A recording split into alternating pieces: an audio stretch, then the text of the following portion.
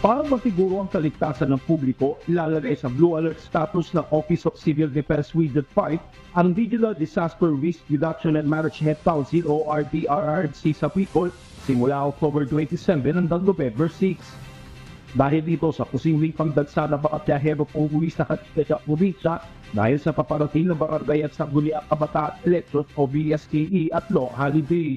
Ayon sa OCP Bicol, sa ilalim ng Blue Alert status, nakakakalito ang lahat ng response agencies na pagganayan ng lahat ng emergency operation centers dito. Pinagpapasa rin ito ang mga Disaster Risk Reduction and Management Council o DRRMC sa Bicol na magpasa ng mga available asset nito para magamit sa deployment sa aming kailanganin. Pinag-aandaan rin ang mga Disaster Council sa rehiyon ang katikat niya contingency plan kaugnay sa mabilis na pang-monitor nito ng mga insidente na posibleng mangyari sa iba't ibang lugar sa Bicol. Nanawagan din ang OCT5 sa publiko na maging maingat at makambantay para masiguro ang kapayapaan sa paparating ng barangay at sangguniang kabataan eleksyon sa long holiday.